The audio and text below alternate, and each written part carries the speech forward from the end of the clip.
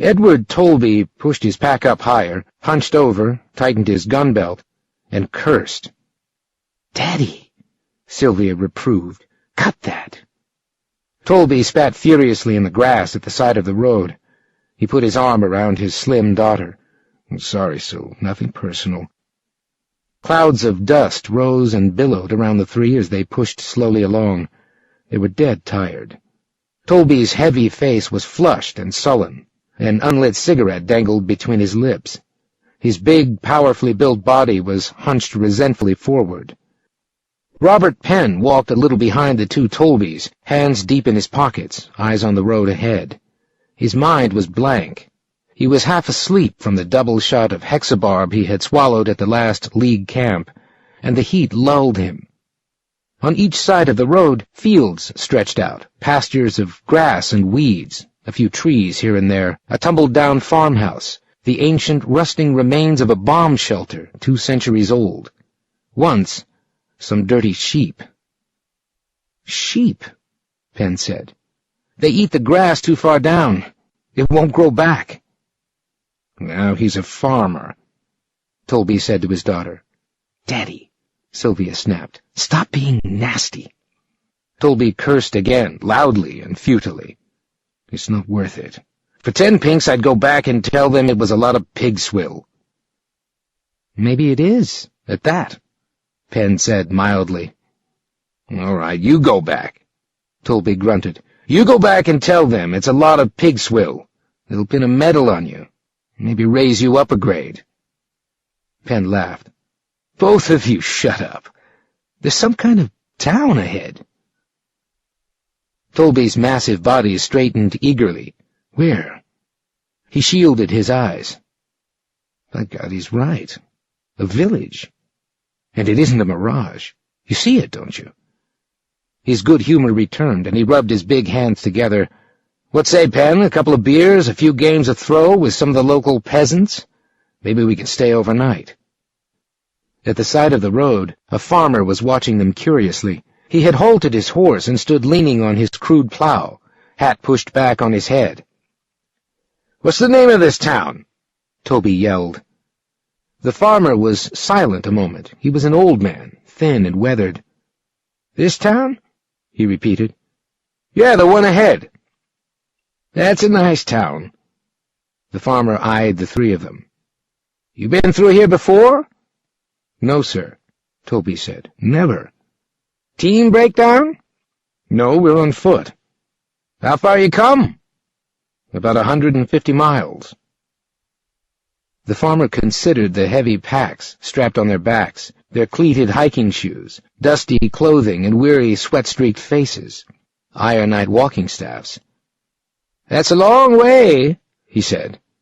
"How far are you going?" "As far as we feel like it," Tolby answered. "Is there a place ahead we can stay? Hotel? Inn?" "That town," the farmer said, "is Fairfax. It has a lumber mill, one of the best in the world, a couple of pottery works, a place where you can get clothes put together by machines, regular Mecco clothing, the gun shop where they pour the best shot this side of the Rockies, and a bakery. Also, there's an old doctor living there, and a lawyer, and some people with books to teach the kids. They came with TB. They made a schoolhouse out of an old barn." "How large a town?" Penn asked.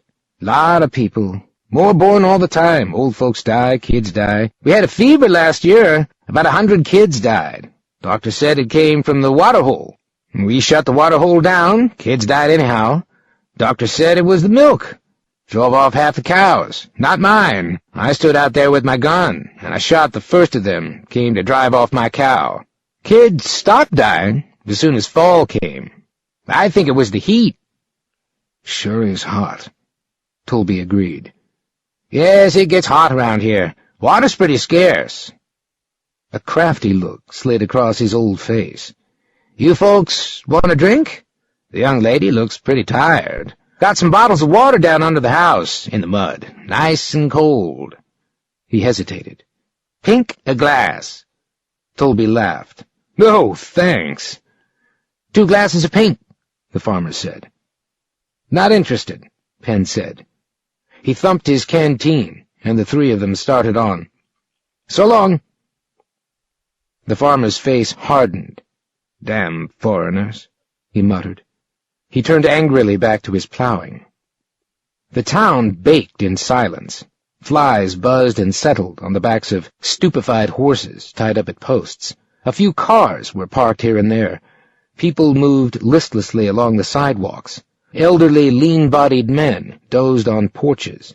Dogs and chickens slept in the shade under houses. The houses were small, wooden, chipped and peeling boards, leaning and angular, and old. Warped and split by age and heat. Dust lay over everything. A thick blanket of dry dust over the cracking houses and the dull-faced men and animals. Two lank men approached them from an open doorway. "Who are you? What do you want?" They stopped and got out their identification. The men examined the sealed plastic cards, photographs, fingerprints, data. Finally, they handed them back. "A.L.," one said. "You really from the Anarchist League?" "That's right," Tolby said. "Even the girl?"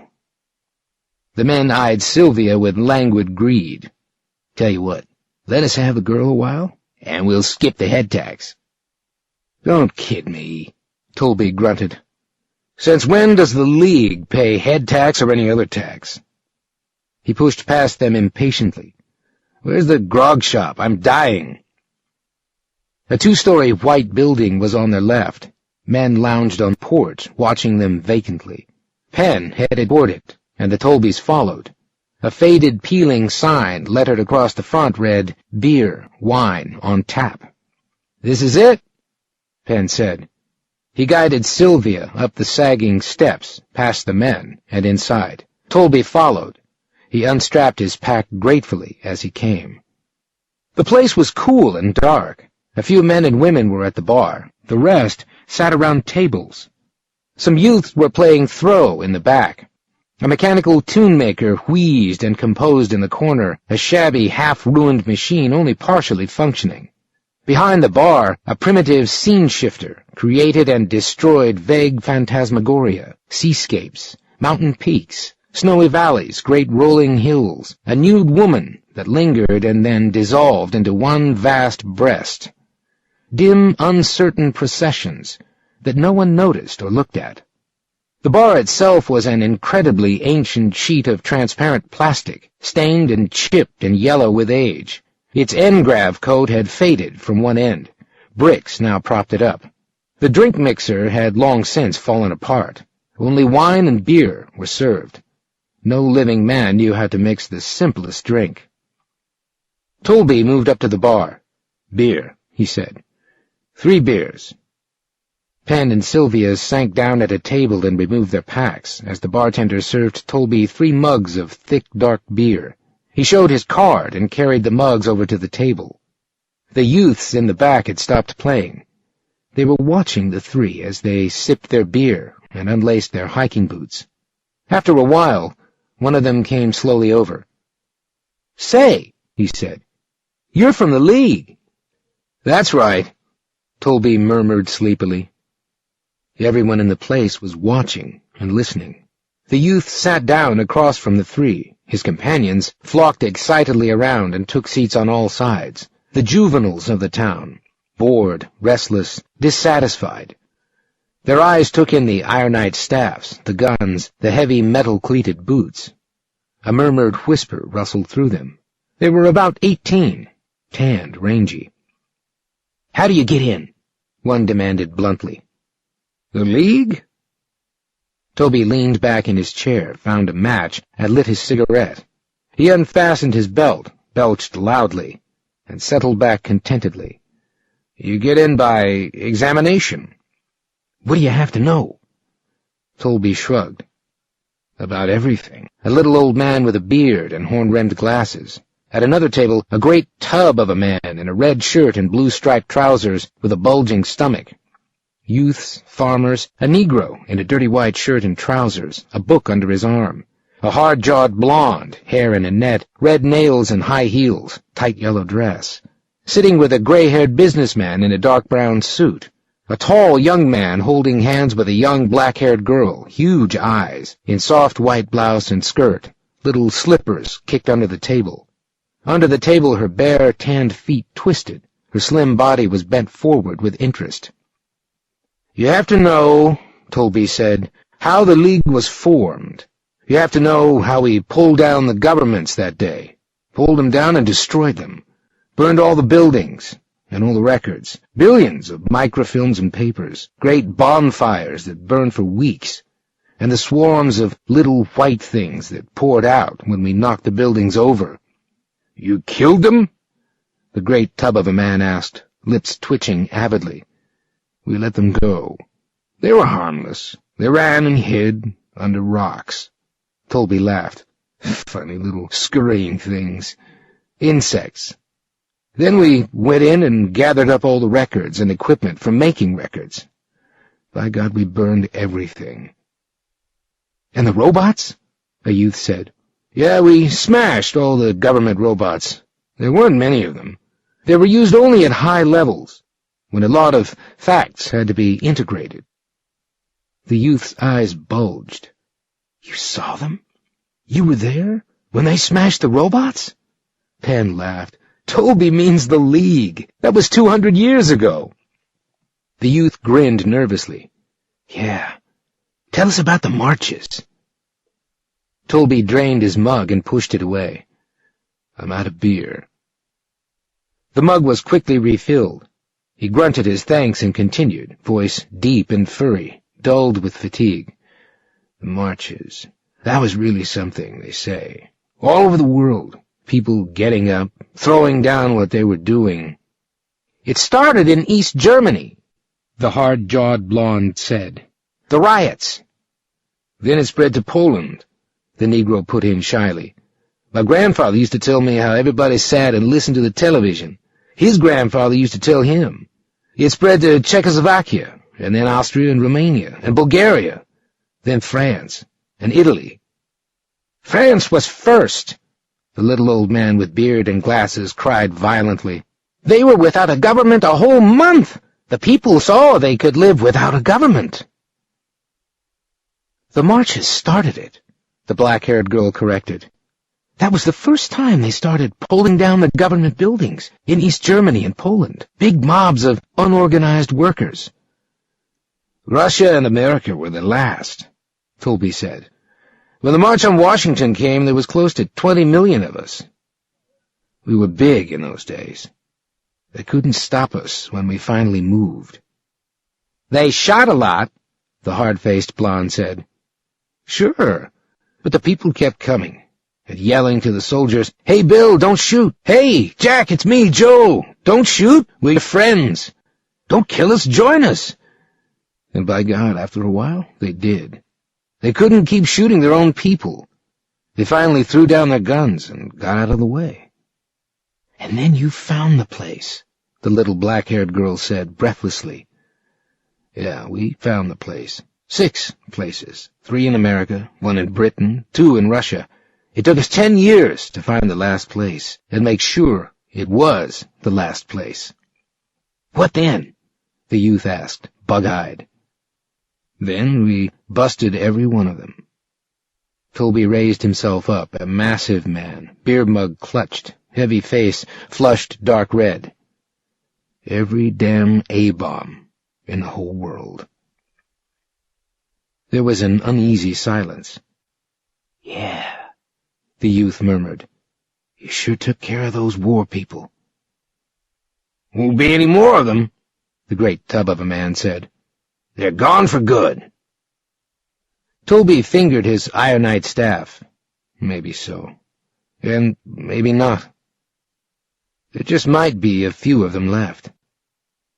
"What do you mean?" the tub of a man demanded. Tolby raised his hard gray eyes. "It's time you people stopped kidding us. You know damn well what I mean. We've heard rumors. Someplace around this area, there's a bunch of them, hiding out." Shocked disbelief, then anger, hummed to a roar. "That's a lie!" the tub of a man shouted. "Is it?" The little man with beard and glasses leaped up, There's nobody here has anything to do with governments. We're all good people." "You better watch your step," one of the youths said softly to Tolby. "People around here don't like to be accused." Tolby got unsteadily to his feet, his ironite staff gripped. Penn got up beside him, and they stood together. "If any of you knows something," Tolby said, "you'd better tell it. Right now." "Nobody knows anything," the hard-faced blonde said. "You're talking to honest folks." "That's so," the Negro said, nodding his head. "Nobody here's doing anything wrong." "You saved our lives," the black-haired girl said. "If you hadn't pulled down the governments, we'd all be dead in the war. Why should we hold back something?" "That's true," the great tub of a man grumbled. "We wouldn't be alive if it wasn't for the League. You think we'd do anything against the League?" "Come on," Sylvia said to her father. "Let's go." She got to her feet and tossed Penn his pack. Tolby grunted belligerently. Finally, he took his own pack and hoisted it to his shoulder. The room was deathly silent. Everyone stood frozen as the three gathered their things and moved toward the door. The little dark-haired girl stopped them. "The next town is 30 miles from here," she said. "The road's blocked," her tall companion explained. "Slides closed it years ago." "Why don't you stay with us tonight? There's plenty of room at our place. You can rest up and get an early start tomorrow." "We don't want to impose," Sylvia murmured. Tolby and Penn glanced at each other, then at the girl. "If you're sure you have plenty of room,"